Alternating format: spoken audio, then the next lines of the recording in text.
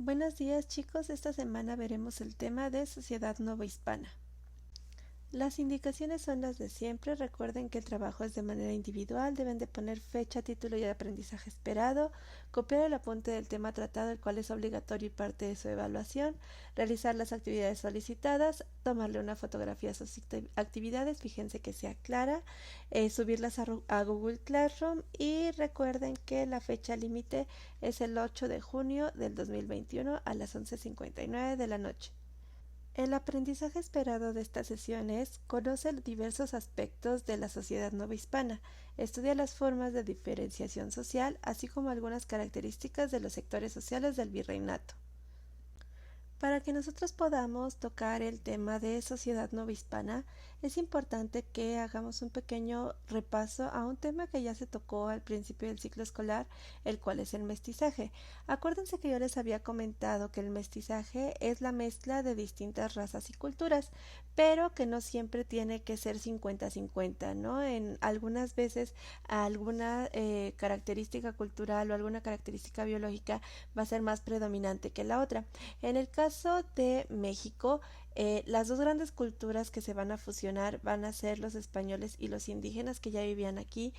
Sin embargo, acuérdense que también vamos a encontrar algunos tintes de culturas asiáticas y africanos. Con respecto a lo que nosotros vivimos como país mestizo, eh, la gran predominancia o la mayoría de los aspectos que nosotros podamos ver como personas de un mundo occidental tienden a ser un poquito más europeos que indígenas. Sí hay algunas reminiscencias indígenas, sin embargo, no es tan abundante como la occidentalización que nosotros vivimos gracias a la conquista y por ende a la imposición de una cultura, la cual era la occidental o la cultura europea. Esta mezcla de distintas razas y culturas se va a dar justamente con cuatro razas o cuatro procedencias, no sé cómo decirlo sin que se escuche despectivo, pero dejémoslos en razas, tratando de enfocarnos única y exclusivamente a un concepto, bastante básico, ¿no? Van a ser los indígenas, españoles, africanos y asiáticos. Con respecto a los primeros años de la conquista, en el siglo XVI hubo un decremento en la población indígena, es decir, muchos indígenas fallecieron debido a las actividades rudas que se les imponían, a los castigos que también se les llegaron a imponer, pero sobre todo a las enfermedades o las epidemias que llegaron a azotarlos y que se vieron muy afectados en estos primeros años de la colonia. Entonces sí es muy importante que entiendan que durante el siglo XVI los indígenas bajaron drásticamente su población. Con respecto a los españoles, por el contrario, hubo un incremento de población. Al principio llegaron muy pocos, pero posteriormente, al ver el éxito que implicaba venir a estas nuevas tierras y a las nuevas oportunidades que les daba, pues se dejaron venir bastantes españoles, lo que va a favorecer para ellos un incremento en la población. Con respecto a los africanos, recuerden que eran esclavos traídos desde África, eran vendidos en su mayoría por los portugueses, sin embargo eran bastante caros de poder adquirirlos y el trabajo al que se les sometía era bastante fuerte y muchas veces eran como un artículo de lujo. Entonces las esferas altas de la sociedad novohispana no los veían tanto como unas personas de trabajo, sino como un artículo de lujo, ¿no? Es decir, era más fácil que estas personas salieran acompañando a las personas de la alta sociedad para que los pudieran presumir o que pudieran estar a la vista de todos los demás y se dieran cuenta de la magnitud del dinero que tenían, ya que era viable que ellos compraran un esclavo africano que ponerlo en realidad a trabajar en minas o demás, ¿no? Entonces, ya más bien los africanos se terminaron volviendo como un artículo de lujo que muy pocas personas los podían adquirir.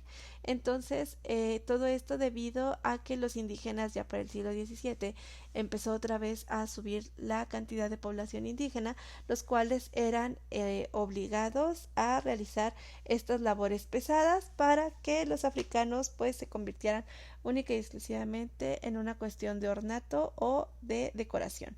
Con respecto a los asiáticos, es muy poco lo que a veces se habla acerca de ellos. Sin embargo, conocemos que son personas que provenían de Filipinas, Japón, India o China. Muchas veces ellos en el galeón de Manila llegaban aquí al puerto de Acapulco y se llegaban a escapar de los barcos, entonces buscaban hacer vida aquí en estas nuevas tierras que probablemente les representaba una mayor oportunidad. Ahora, chicos, es muy importante que entiendan que todas estas combinaciones de razas van a dar origen a las castas. Hay unas castas que son muy sencillas en donde nada más es la mezcla de indígenas con españoles o de españoles con africanos o de africanos con asiáticos, pero cuando se empiezan a mezclar muchísimos más, van a dar origen a muchas más castas en donde más adelante les voy a poner un video que les puede ayudar para que lo puedan comprender un poquito mejor. Una vez que ya hicimos un repaso rápido acerca del mestizaje, ahora sí vamos a adentrarnos a hablar tal cual en lo que es la sociedad. Por principio de cuentas es muy importante mencionar que la sociedad novohispana era una sociedad estamental. ¿A qué se refiere estamental? Es lo que nosotros ahorita conoceríamos como las clases sociales. Sí era muy marcado. La manera en cómo te presentabas, en cómo te veían, era la manera en la que te trataban. Entonces sí era como muy cuestiones de no tanto raciales, sino los títulos nobiliarios aquí tenían como mucho interés y la cantidad de dinero o de cuestiones que podías tú adquirir era la manera en la que te iban a tratar. El primer proyecto que se trató de hacer de organización en esta sociedad, recuerden que era como en los primeros años de la conquista y se trataron de hacer las repúblicas, que en parte iban a ser repúblicas de indios y otra parte iban a ser repúblicas de españoles. ¿Por qué? Porque se creía que los españoles podían viciar muy fácilmente a los indios y enseñarles cosas que no eran tan buenas que ellos aprendieran. Entonces los frailes decidieron hacer una república de indios y una república de españoles en donde se trataba que no tuvieran contacto. Las personas que iban a hacer como este enlace entre los indios y los españoles justamente iban a ser los misioneros. Sin embargo, cuando la población de españoles empieza a crecer, pues se necesita como más espacio para que ellos pudieran vivir y muchos toman o se van a las repúblicas de indios a tratar de buscar suerte o de tratar de echar raíces ahí. Lo mismo va a pasar con los indios cuando los españoles los van a contratar para que trabajen en sus casas, entonces muchas veces los dejaban vivir ahí porque pues era más fácil que vivieran ahí dado todas las tareas que tenían que realizar a lo largo de la jornada. Entonces varios españoles optaban por tener como lo que hoy conocemos como cuartos de servicio en donde los indígenas podían residir. Entonces era muy fácil poder ver a indígenas en lo que eran las repúblicas de españoles. Obviamente esto fue muy criticado, sin embargo se dieron cuenta que al haber tanto crecimiento poblacional ya iba a ser prácticamente insostenible este proyecto de organización por repúblicas. El proyecto de repúblicas separadas, como les comento, fue insostenible por el crecimiento poblacional y para el siglo XVII van a comenzar nuevas terminologías dependiendo la mezcla biológica de razas. Es decir, en el siglo XVII ya se hablaba o por ejemplo cuando nacían los niños, ¿no? Se les ponía el nombre de los papás y se les daba como una denominación.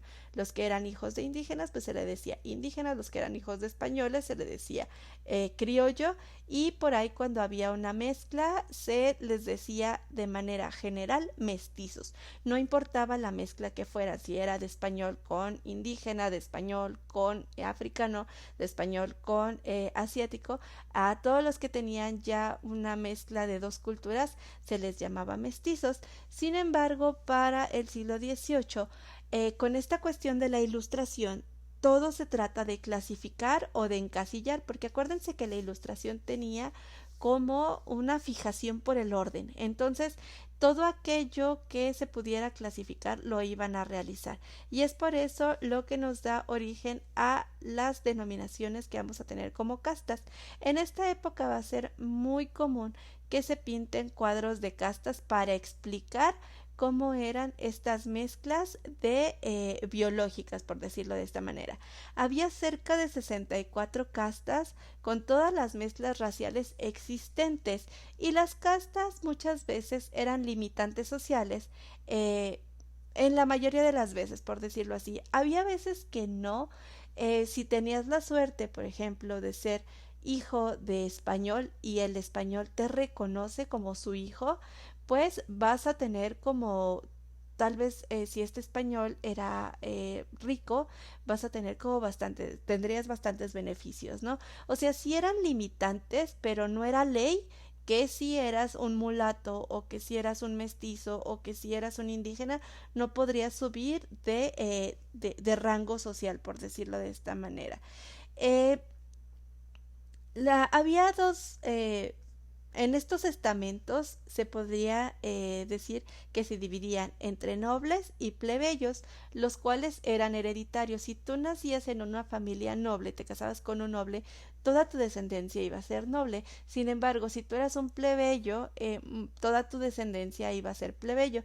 Pero lo que sí quiero que entiendan aquí es que había nobles ricos, pero también había nobles pobres, que lo único que tenían de nobleza, pues prácticamente era el apellido. Y también había plebeyos ricos. Muchas veces podían ser algunos mulatos, algunos mestizos, algunos indígenas, que digamos que tenían mucho éxito en los negocios y tenían mucho dinero, ¿sale? Entonces, esto sí no lo pierdan de vista, porque va a ser como muy importante para el siguiente punto. La nobleza, como les comentaba, era heredada en la mayoría de las ocasiones, porque si tú eras el hijo del conde de Revillagigedo, cuando tu papá se moría, pues ibas a heredar ese título nobiliario. Sin embargo, esta nobleza también podía ser ganada en el caso de que hicieras un muy buen trabajo en la cuestión militar o hicieras favores al rey o al virrey, ¿no? De esa manera, como esta buena voluntad o este hecho que marcaría tu vida podía hacer que ganaras un título nobiliario. Y en el caso de tener mucho dinero, como los indígenas que yo les comentaba que eran comerciantes, podías comprar un título nobiliario. Ahora, el hecho de que compraras un título nobiliario y que no fuera hereditario, o que no lo hayas ganado por herencia, muchas veces ahí justamente era la limitante, porque no te dejaban pasar como de cierto rango social, ¿no? O sea, no podías, no, muy difícilmente, por ejemplo, si eras mujer, podías ser dama de compañía de la virreina, ¿no? O podías ser consejero del virrey, ¿no? Sí había como cierto límite para esta escala o tratar de escalar socialmente. Sin embargo, pues el hecho de ya tener un título nobiliario, pues ya era como un gran avance en una cuestión de esta sociedad que era estrictamente estamental. Ahora, esta sociedad también va a ser bastante corporativa. Se van a hacer diferentes tipos de corporaciones porque entre ellos se van a cuidar muchísimo. Las corporaciones muchas veces tenían como su propia legislación, sus propias costumbres, su propia manera de vestir, sus propias fiestas patronales. Entonces, sí, el hecho de pertenecer a una corporación quería decir que ibas a estar como bastante protegidos. Estas corporaciones podían ser por medio de los oficios, es decir, algún trabajo que tú hacías. Había a estos tipos de corporaciones se les llamaba gremios, ¿no? Y existían los gremios de comerciantes, existían los gremios de plateros, existían los gremios de escultores, existían los gremios de pintores, existían los gremios de muchas cosas, ¿no?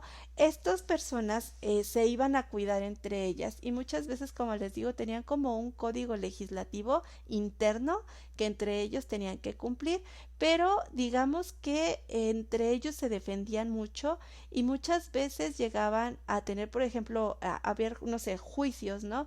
En donde se sometía a juicio a una persona que fuera parte de un gremio y el gremio lo iba a proteger y muchas veces lo iban a defender, ¿no? Entonces, sí era como muy importante el hecho de pertenecer a esto. Otro tipo de corporaciones que existían eran las religiosas, que se podían dividir en órdenes religiosas, es decir, que tú fueras una monja eh, o un fraile de alguna orden religiosa y de esa manera pues también tener cierto tipo de vestimenta, seguir ciertas reglas, estar en un convento y demás, pero también había corporaciones como las cofradías, que podemos decir que las cofradías eran una organización de personas civiles, es decir, que no pertenecían como las órdenes religiosas, sino que eran personas normales que eran que vivían en ciertos sectores, ¿no?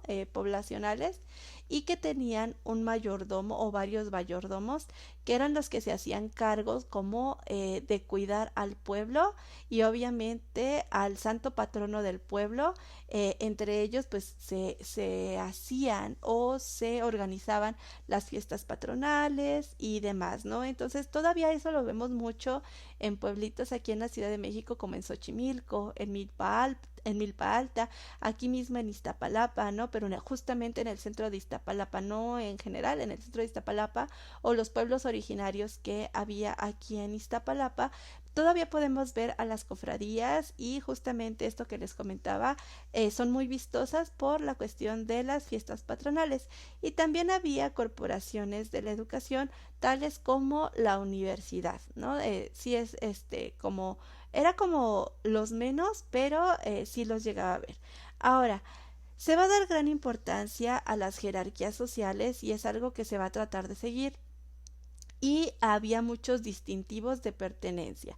Esto lo vamos a ver sobre todo, por ejemplo, con las órdenes religiosas. En las órdenes religiosas las vamos a poder clasificar y las vamos a poder distinguir por la manera en la que vestían. Por ejemplo, las jerónimas tenían como muchísima fijación por la belleza, tenían grandes medallones, sus ropas eran muy vistosas y por ejemplo las carmelitas descalzas llevaban una regla estrictamente de clausura, pero también de pobreza, ¿no? Entonces ellas decían que la seda, por ejemplo, para ellas era muy costosa y era una cuestión de vanidad, ¿no? Entonces van a tratar de ponerse hábitos que iban a ser muy ásperos, que no fueran vistosos, lo más austero posible, ¿no? Entonces, eso va a ser como muy de las órdenes religiosas, pero pues también los gremios que yo les había comentado, también tenían como este tipo de cuestiones. Ahora, sí es muy importante, chicos, que les comente que la manera en que te veían, te trataban, ¿no? Si es, las personas no andaban cargando a todos con su título nobiliario, ¿no? En caso de tenerlo, pero sí tenían ciertos distintivos como el escudo de justamente de la familia, ¿no? Que pues ayudaba a que la gente distinguiera si era un noble, un plebeyo o quién era, ¿no? Entonces, sí es algo que se quedó como mucho y que se va a heredar de esta época, que era justamente tratar de ascender socialmente y la manera que te ven es la manera que te tratan. Muchas veces decían que la manera en que nacías era la manera en que ibas a vivir toda tu vida, pero pues como yo ya les comenté, había como cierta esperanza de que pudieras crecer socialmente. La actividad que van a realizar es bastante sencilla. Tienen que realizar un cuadro comparativo en donde se escriban 3 similitudes y 3 diferencias entre la sociedad actual y la sociedad novohispana. Entonces, chicos, por favor, les pido que analicen muy bien lo que vayan a escribir. Acuérdense, 3 similitudes y 3 diferencias entre la sociedad actual y la sociedad novohispana. Por último, chicos, muchísimas gracias por su atención y traten de entregar sus trabajos en tiempo y forma, ya que no tardan en llegar la época de evaluación.